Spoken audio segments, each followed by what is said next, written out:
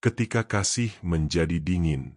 Dalam perjalanan iman, ada satu kondisi yang sering terjadi tanpa disadari, kasih yang perlahan menjadi dingin. Kita masih percaya kepada Tuhan, masih beribadah, masih menjalani aktivitas rohani, tetapi hati kita tidak lagi menyala seperti dulu. Dulu kita rindu berdoa. Dulu kita haus akan firman. Dulu kita mengasihi Tuhan dengan semangat. Namun sekarang, semuanya terasa biasa saja, bahkan kadang terasa sebagai kewajiban. Yesus telah memperingatkan hal ini dalam Matius 24 ayat 12. Dan karena makin bertambahnya kedurhakaan, maka kasih kebanyakan orang akan menjadi dingin. Kasih bisa menjadi dingin bukan karena tiba-tiba, tetapi karena proses. Sedikit demi sedikit kita mulai menjauh.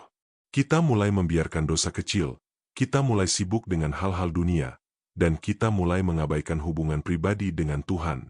Akibatnya, api kasih itu perlahan meredup. Kasih yang dingin membuat kita kehilangan kepekaan.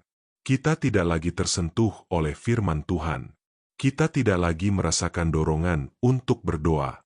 Bahkan kita bisa merasa nyaman dalam kondisi rohani yang sebenarnya sedang menurun.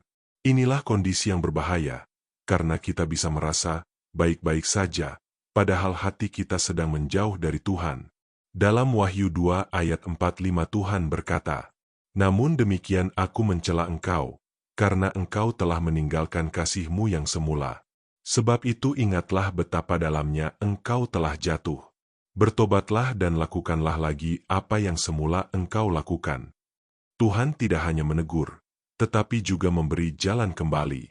Ada 3 langkah yang jelas: ingat, bertobat, dan kembali melakukan apa yang dulu kita lakukan. Pertama, ingatlah. Ingat bagaimana dulu kita mengasihi Tuhan. Ingat bagaimana kita menikmati hadirat-Nya. Ingat bagaimana kita rindu mencari Dia. Kedua, bertobat. Akui bahwa hati kita sudah mulai dingin. Jangan membenarkan diri, tetapi datang dengan kerendahan hati. Ketiga, kembali. Mulailah lagi dari hal sederhana. Kembali berdoa, kembali membaca firman, kembali mencari Tuhan dengan sungguh-sungguh. Kasih tidak akan kembali dengan sendirinya. Kita harus mengambil langkah untuk mendekat kepada Tuhan. Yakobus 4 ayat 8 berkata, "Mendekatlah kepada Allah, dan Ia akan mendekat kepadamu." Tuhan tidak pernah menjauh. Ia selalu ada. Namun kita yang sering menjauh karena berbagai hal.